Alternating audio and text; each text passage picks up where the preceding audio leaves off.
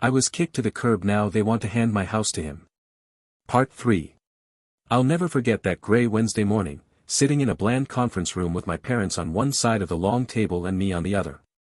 Between us, our attorneys and a professional mediator, whose sole job was to guide us toward a resolution.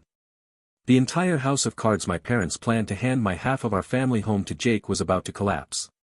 We just want what's best for the family. Dad nodded, adding, Jake needs a fresh start, and this seemed like a fair way to help him.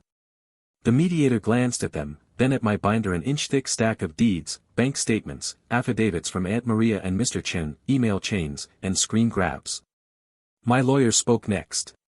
Every one of these documents shows Alex's legal and emotional investment in the property. Any transfer without his voluntary consent constitutes undue influence. My mom shifted in her seat. I could feel my heart thumping as the mediator asked her directly, "Did you ever discuss these changes with Alex before drafting the agreement?" "No, not really." That admission was the first crack. The mediator called for a short break, then he quietly asked Jake to stay behind. I watched, baffled, as my half-brother remained while the rest of us stepped into the hallway. Jake looked uneasy. He fidgeted with the sleeve of his sweatshirt, hardly the model of entitlement I'd been led to expect. When the mediator left, Jake leaned forward. In a low voice, he said, "Alex, I never wanted your share of the house. Mom and Dad kept telling me it was mine to help me get on my feet, but it just felt wrong.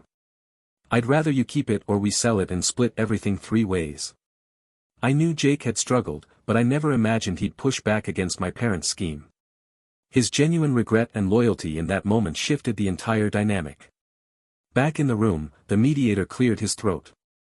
Given Mr. Jake's statement and Ms. Diane's admission of no prior discussion with Alex, he said, peering over his glasses, "It's clear this proposed transfer is neither voluntary nor properly informed."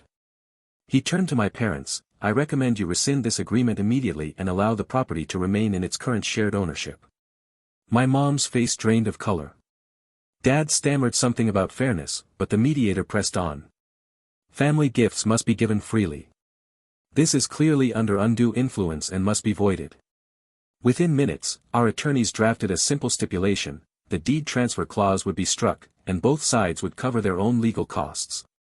The mediator outlined a plan for future conversations should either side wish to sell the house. We do so with full transparency and mutual consent.